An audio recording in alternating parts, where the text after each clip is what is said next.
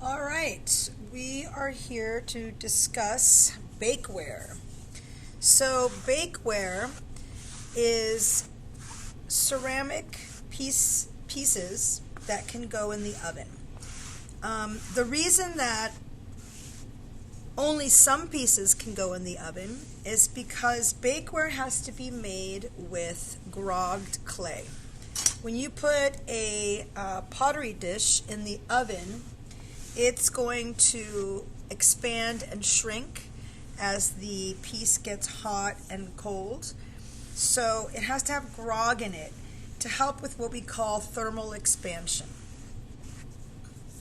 So when you create these pieces, know that you are using only grogged clay. So make sure that the clay that you get out of the bag says B grog. That's B mix, which is the clay that we use, grog. And that the grog clay never gets put in the pug mill, and it never goes into our regular clay buckets. We have a special bucket that's labeled grogged clay. So the idea with your scraps is that you put them in a plastic bag, spray them about 6 times, and then put them in that grog bucket so we don't have any confusion. Right now I am prepping my clay, and I have rolled out, I think this is about 8.5 pounds, and I'm just prepping and smoothing the way that we always do. I apologize for the hard shadows, but it's that time of day, so I can't really do anything about it. Make sure that you prep your clay properly and let it dry. I've had this slab out drying for about 2 hours, so it's almost too dry, but I think that it'll work. So here we go. This is an example of what we are going to be making. So this is a casserole dish. It's got handles. You don't have to have these kinds of handles. You can have different kind of handles. It has texture. This is student made. This is a student piece. Has texture on the outside and the inside that matches, one texture only. And this can be used for lasagna, scalloped potatoes, anything that you would put in the oven. It's made from grogged clay and it is oven safe. The templates that I have available for you guys are 2 sizes. So I've got a square casserole template and a loaf pan template. I already have wood casserole pieces that I made at my house, so I think today I'm going to make the loaf pan. All right, so let's get started. These templates come with the wall template as well. It tells you it's going to be 3-inch walls, and you're going to need 2 of them. So I'm going to see if this fits on this piece. If I'm making this piece, this will fit fine. If I wanted to make this casserole piece, then I would have to roll out another piece of clay. I don't think there's any way that I can make this work. I would definitely have to roll out another piece of clay to fit my 2 walls and my base. You might get away with doing this and just doing a short one. That might work. This might work because we're not going to use the full lengths. All right, let's get started. I've prepped my clay, and I'm going to go ahead and put my texture in. Like I said, I'm going to use 2 of these, so I'm going to set this up, and 1 of these. I'm going to mark this only because I'm going to be using a very specific texture on it that's not super big, so I want to make sure I center it properly within this template. So I'm going to just do a very soft line here with a rubber tip tool. Notice that I'm walking my fingers down the template so that it doesn't move. If you were using a rolling pin or a large texture mat, you wouldn't have to do that because the whole thing would be textured. But for me, I'm going to use this little tiny texture roller, so I want it to fit inside of there. I'm going to go ahead and begin in the middle of that area that I marked out, and I'm going to go ahead and really push hard. If you're sitting at a table, I would strongly recommend standing up for this.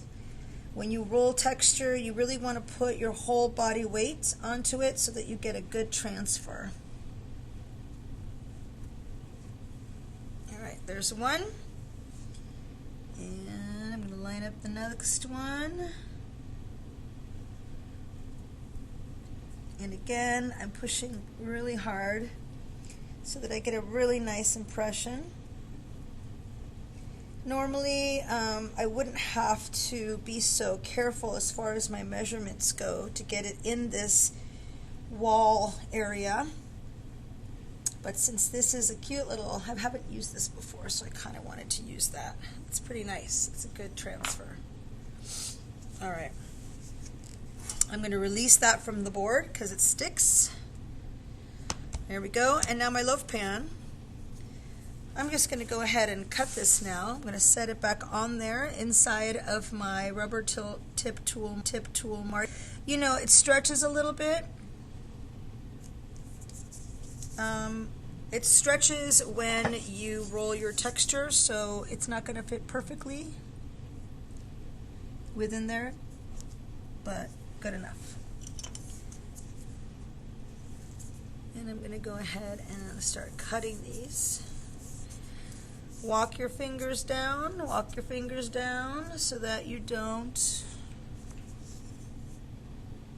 move the template. There we go.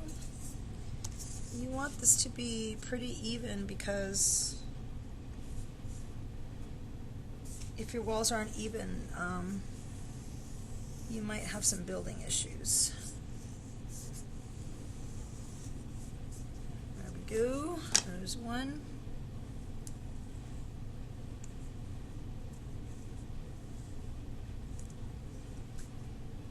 Get the ends, and then I'm going to do my second one, line it up.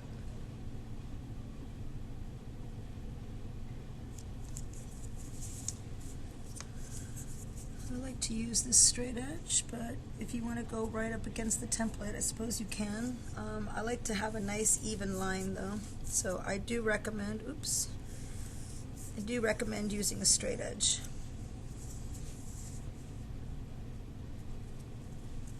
Here's my second one. Again, I apologize for the hard shadows on this recording. There's nothing I can do about it. All right, there we go.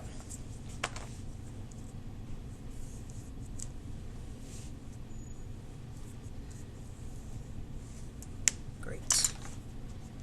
So I will release these walls that I just cut. There we go. It's kind of an uneven cut.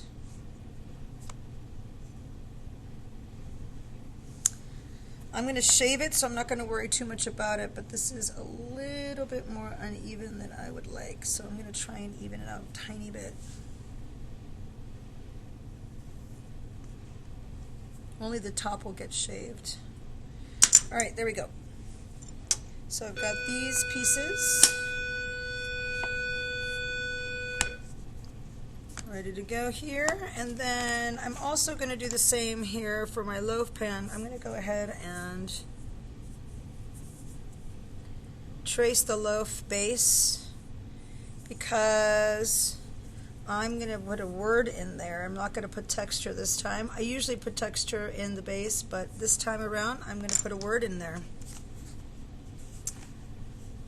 I'm going to put the word bread.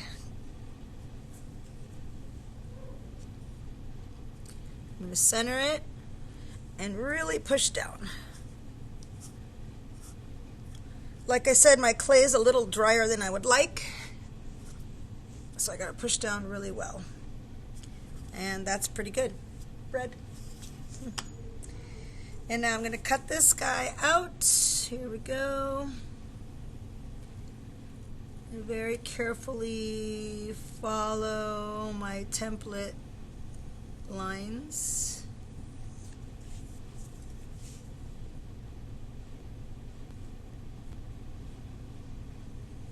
I just want to make sure that I'm cutting carefully so that everything fits well together. All right, that's that. So now I am ready to begin my construction. I'm going to set my clay to the side. I'm going to put it in a bag. I'm going to spray it 6 to 8 times so it stays soft. And then we will begin to assemble.